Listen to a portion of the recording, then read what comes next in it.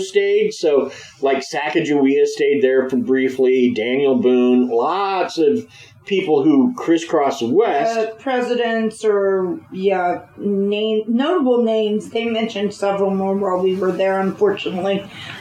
I'm still working on my note-taking skills.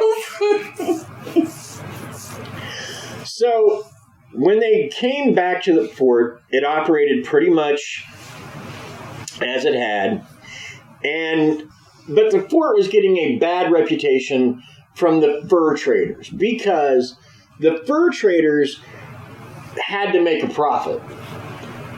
So the fur traders had to make a profit. So they would pay very little for the furs that they would buy because they had to turn around and make a profit on them.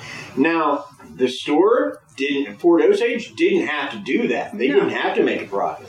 And so they would pay very nice credit, mind you. It was all credit, but they would offer more in credit than they would get in cash from anybody else. So the Fort Osage Native American peoples were quite happy to go there. Right. And that's eventually what killed the fort, is because the fur trade was a huge business at the time, and it put pressure on those in power to shut these places down because it was costing them money. Right. And it was causing all sorts of problems.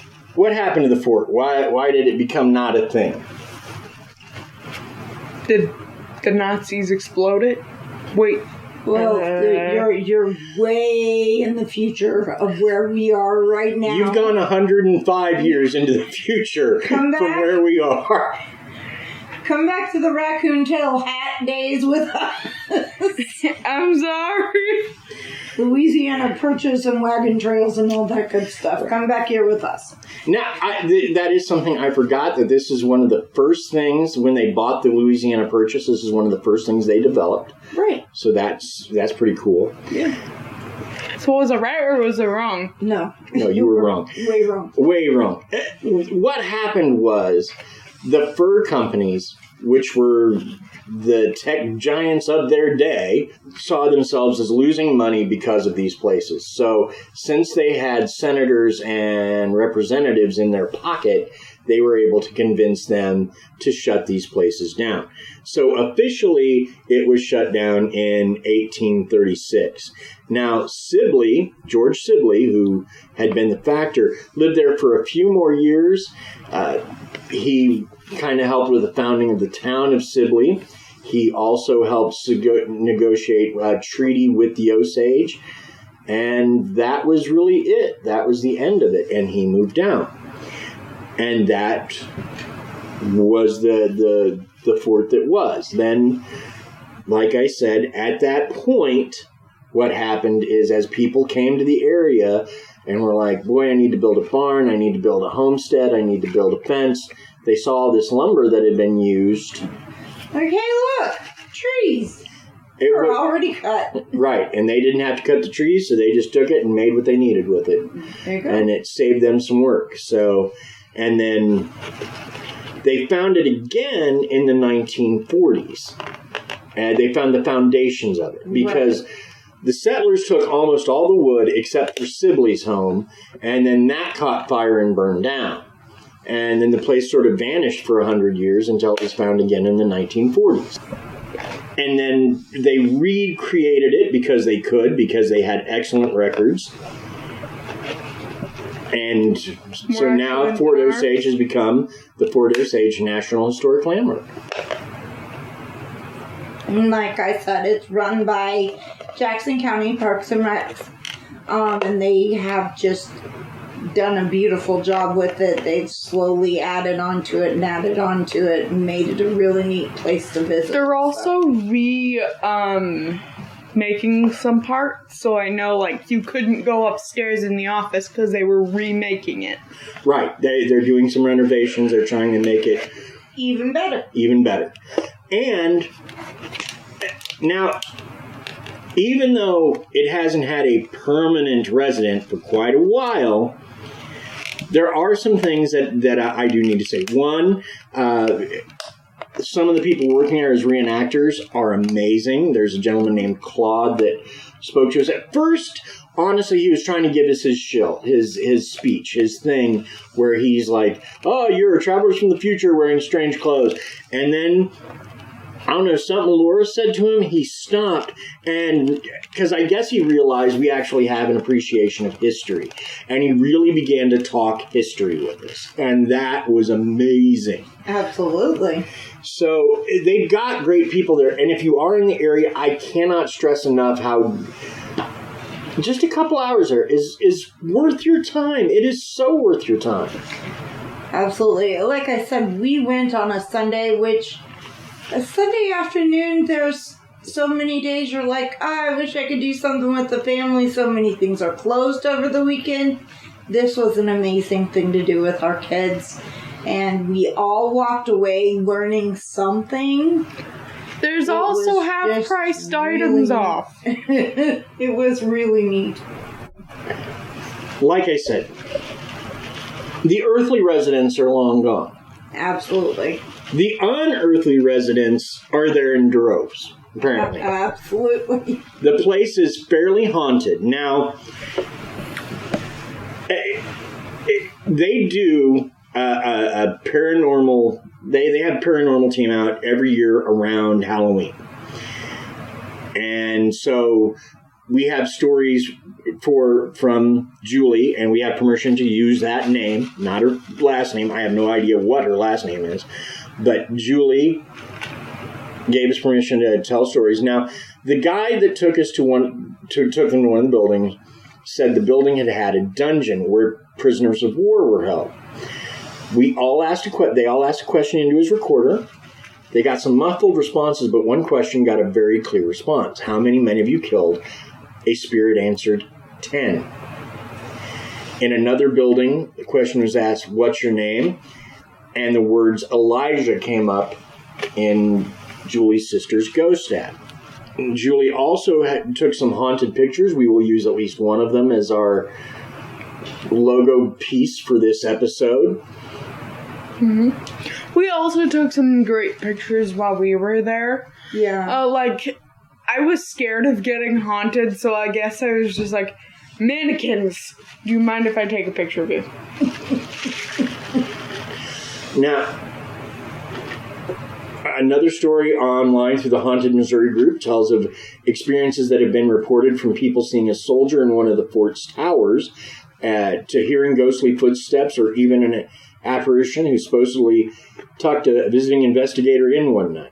On one recent visit, someone felt a chill when visiting the recreation of Captain Eli Clemson's lodging. The area had a definite heavy feel to it, as if you were being monitored carefully.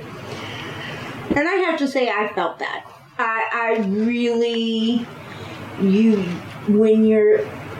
if you're there by yourself, it feels as if someone, you could have eyes on you. Even in the middle of the day, you definitely feel a presence there, if nothing else. And whether that's a true haunting, I can't say, but there's definitely history. There's definitely a strong historic air there that has not abated even all these years later. And that's saying something, considering that, like we said, the wood was gone for years and years. Yep. All there was the rock foundations. Yep. Now, some of the other things that happened, place settings move in the old officers' quarters. Things move in Mr. Sibley's residence as well, and the trading area. And people have seen things floating from place to place. Wow. People often find folks in their photos who were not there when the photos were taken. And that's one of Julie's photos she posted on social media, has what she feels like shows an apparition in it, and we'll link to those off of our Facebook so that she gets full credit on those pictures. Folks often find Now, a lot of the people they find in their photos that weren't there are dressed like soldiers or the Osage Indians. Mm-hmm. Other groups report taking pictures with what they believe are costumed residents of the fort, reenactors, only to have those people not turn up in the photos they take. Wow. Many visitors have the sense of being watched or feel a presence. Right. Now, I've got to say, when you see that, one of the first things I wonder about is the electromagnetic field. And I did not have an EMF meter to test that. But EMF meters... electromagnetic fields, one of the things that they cause is called a fear cage. Right. And that fear cage can make you feel watched or make you feel like there's a presence nearby. I did not feel like I was being watched, but it does make me wonder, and I would love to go back there with an EMF detector and just see if there's any sort of field that would explain that. Just because, well, I want to believe more than Fox Mulder, but if I can do a little digging and debunk something, I would rather be left with solid evidence than questionable evidence. Fair enough. Now, something else that happens is visitors speak to characters dressed as soldiers or residents because the fort does hire these reenactors. Mm-hmm. And so people start to talk with these people only to have them, like, literally vanish mid-conversation. Wow. The most commonly cited ghosts appear to be George Chamberlain Sibley, Mr. Sibley, the factor, Mary Easton Sibley, his wife, who was brought, like I said, in 1815, and Captain Eli B. Clemson, the military commander of the fort and Sibley's rival. Those are the people that are seen most often. However, people do see spirits of soldiers in the towers. They do see spirits of Native Americans wandering through the area, which they would have done at the time. So,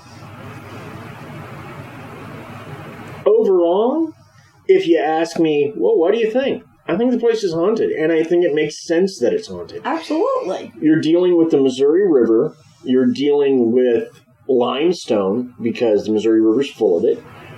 And limestone is one of those rocks that seems to record time, or the passage of time. Right. And I don't know, like, nothing that I've been told says these are intelligent hauntings, necessarily. Right. And so that puts me to the stone tape theory, the idea that certain things get recorded in the earth itself, and it plays them back based on some thing that I'm unaware of, some schedule that I don't know. So, is it haunted? Yeah, I think so. Is it malevolent? I do not think so. No, I don't think there's anything malevolent there either. I just, like you said, the stone tape would make the most sense, that it just so much history in one area, and the nice thing about out there is, even though there has obviously been electrical wires and all of that run through there's still a lot of untouched land out there. There's still a lot of the riverbed and, nature and things. Even you made the comment that you can almost see what looks like ruts worn there from right wagon trails later on. So even outside of the history of the fort itself, so many people pass through this area by the thousands, and we know this history because of the trail and the the Santa Fe, California, and Oregon trails that pass through here, that this area was a jumping off point for later in history. So much has traveled through this area that there literally could be thousands of stories that pass through that